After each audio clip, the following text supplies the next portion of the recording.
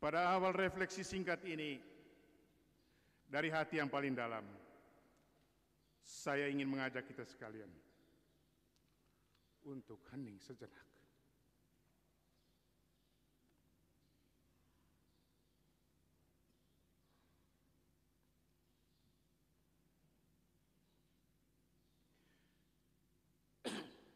Dan mari kita ikuti arus batin dan kata hati kita akan sosok almarhum Bapak Uskup Hubertus yang kini hadir kembali di tengah-tengah kita dalam gereja katedral, walau yang mulia telah pergi untuk selamanya di hadapan kita.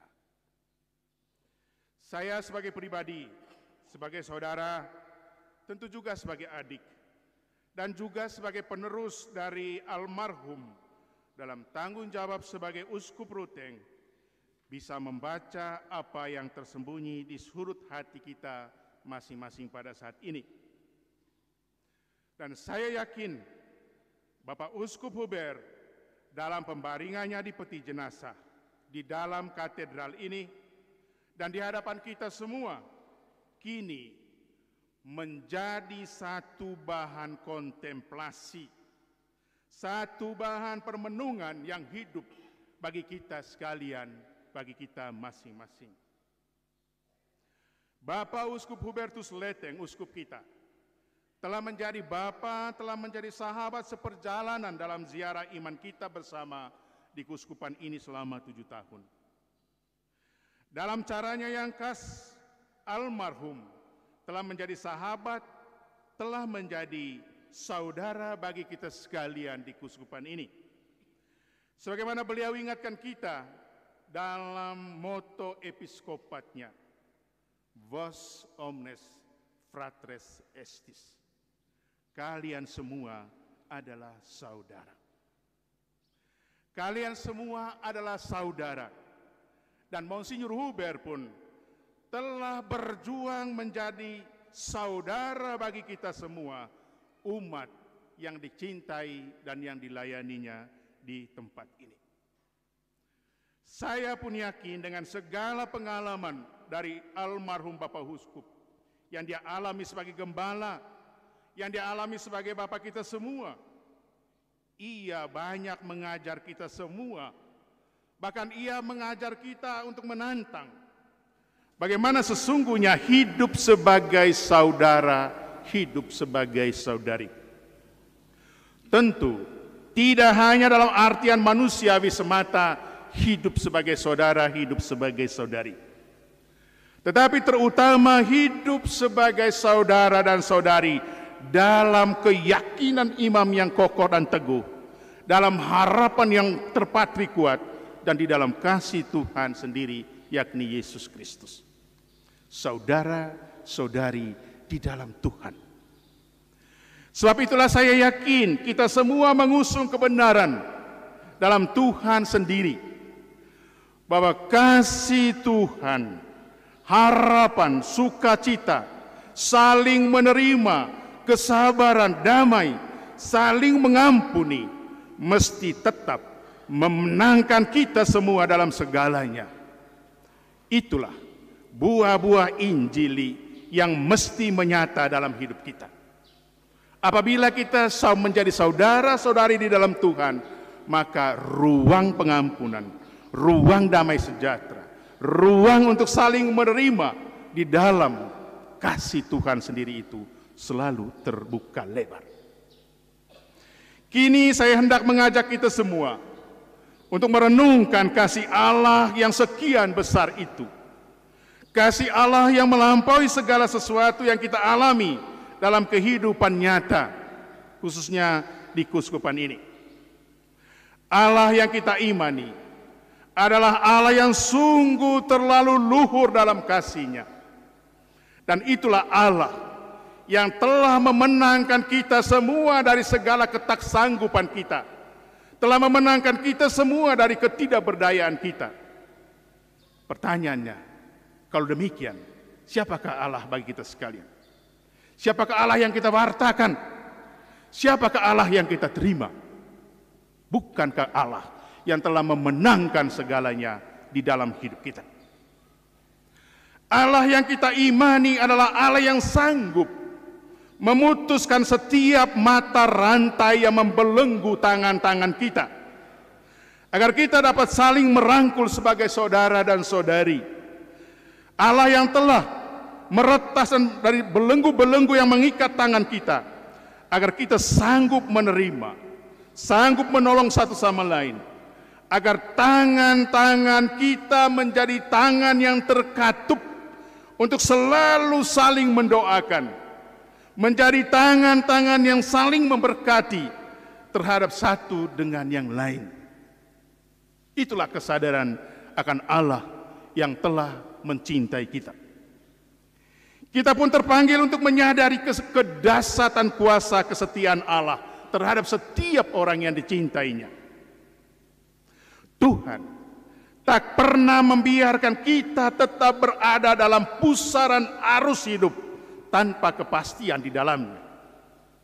Allah yang kita imani adalah Allah yang hidup. Allah yang kita imani adalah Allah yang membebaskan. Allah yang kita imani adalah Allah yang tak pernah memperhitungkan segala keterbatasan dan kelemahan-kelemahan kita.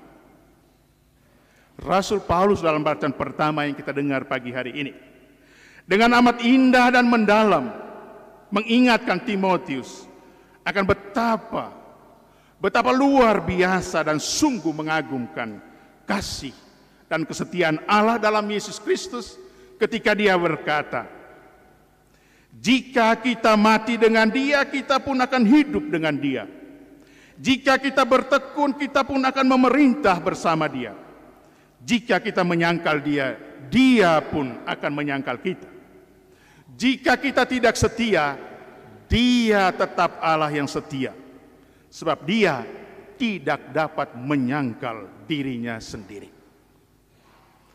Saudara-saudaraku yang saya kasih dalam Tuhan, saya akhirnya tiba pada satu permenungan bahwa kematian yang telah dialami oleh kekasih kita Bapak Uskup Huber ini adalah satu pintu baru bagi kita sekalian.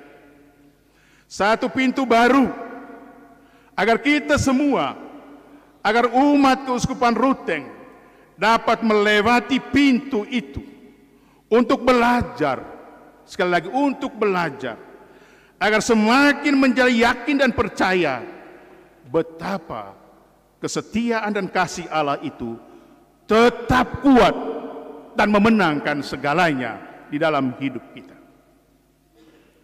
Tuhan terlalu perkasa untuk melampaui setiap harapan dan keinginan kita, yang kita rumuskan dalam kata-kata, yang kita rumuskan dalam tuntunan, yang kita rumuskan dalam desakan kita, dalam paksaan kita, dalam setiap gelora korbaran kemauan kita. Toh pada titiknya kita menjadi tahu bahwa pada titiknya kuasa dan kehendak Allah selalu melampaui segalanya di dalam hidup kita. Kita semua hidup dalam satu komunitas beriman yang luas, yang kita sebut sebagai gereja universal. Pun pula termasuk di dalamnya gereja lokal Keuskupan Ruteng, keuskupan kita, dan Bapak Uskup Hubertus Leteng yang telah menjadi bagian dalam ziarah bersama sebagai saudara kita semua di keuskupan ini. Menjadi bersaudara dalam Yesus adalah sebuah panggilan untuk saling meneguhkan di dalam iman. Saudara-saudaraku yang saya kasih dalam Tuhan, saya ingin mengajak kita semua untuk merenungkan kata-kata dari surat Diognetus, seorang penulis apologetis tentang iman Kristen pada 130 Masehi. Dia mengatakan begini, hidup Kristiani itu adalah hidup yang mesti menyolok. Hidup sebagai orang Kristiani adalah hidup yang mesti menyolok.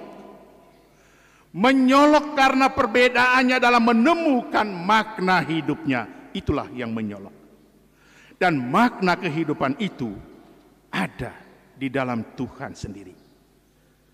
Menjadi menyolok bukan semata-mata ingin menyatakan bahwa kita orang Kristen sungguh menjadi saksi Injil karena kita orang Kristen ini sangat baik atau melebihi orang lain, bukan.